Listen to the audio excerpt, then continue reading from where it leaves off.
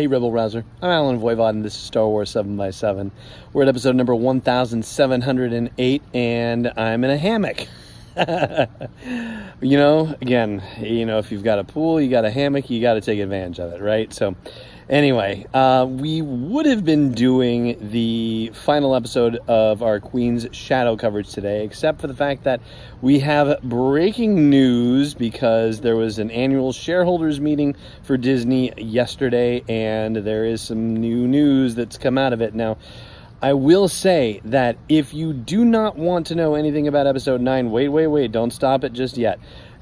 I'm going to talk about the Disney Parks stuff first, and then I will give you ample warning if you want to dump out on the episode 9 stuff. I will tell you very briefly that there was some sizzle reel show footage shown at the shareholders meeting, and all they showed were a couple of very brief shots from episode 9, and I will describe those to you as they were described by somebody who claims to have been there for the shareholders meeting later on in the show. What we'll talk about first, though, is the Disney Parks announcement for Galaxy's Edge, which is that the opening date for it in Anaheim is May 31st, and the opening date for it in Orlando is August 29th.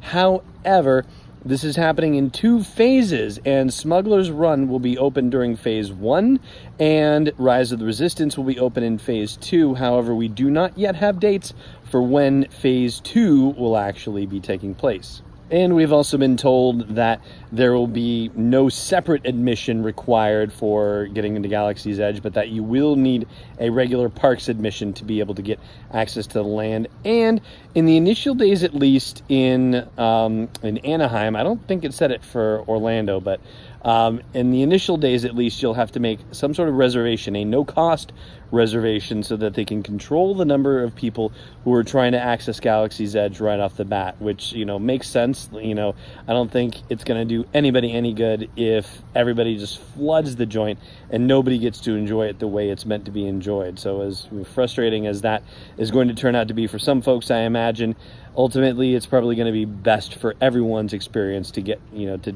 have Galaxy's Edge as, ideally an experience as they could possibly want.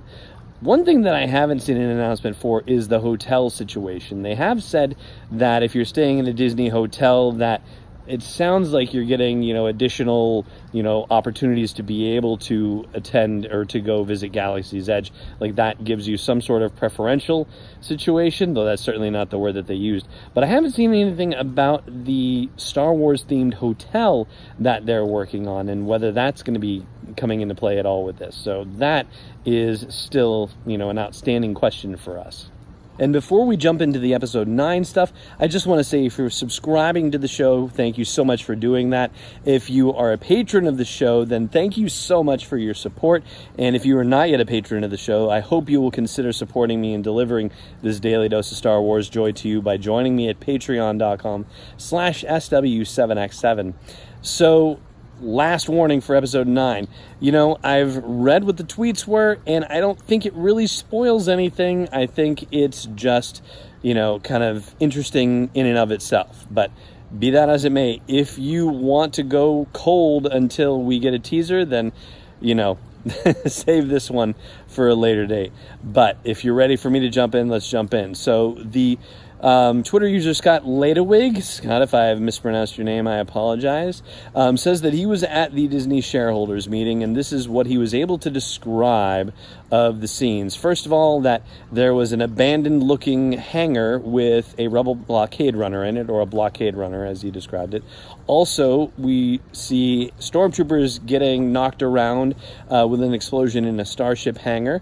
We get to see Rey and Finn and Poe, and possibly a 4th person who was somewhat obscured in the shot, in the cockpit of a Millennium Falcon. We get to see Finn in some sort of abandoned-looking ship in the interior of a ship. We get to see Rey holding Chewie's bowcaster at one point, and then we also get to see her walking around what appears to be some sort of alien marketplace with some aliens around and about the joint. And we also get to see Kylo Ren, none other than, without his mask, in some sort of white room and he is looking at a box that's opening up and revealing the charred helmet of Darth Vader. Now, there's been some discussion about this white room and whether it's, white like the interior of a blockade runner, or is it white like the interior of Darth Vader's meditation chamber, which we famously saw in The Empire Strikes Back.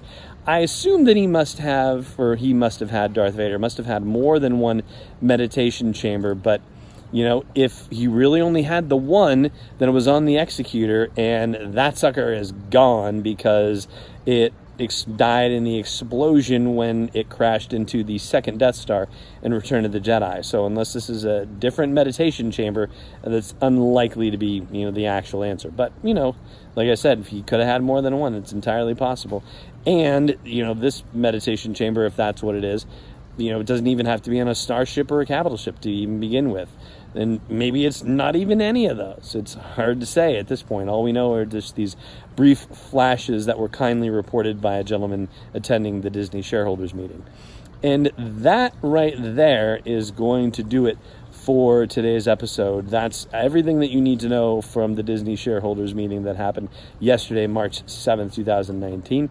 And that's it for us here as well. So thank you so much for joining me for this episode, as always, and may the Force be with you wherever in the world you may be.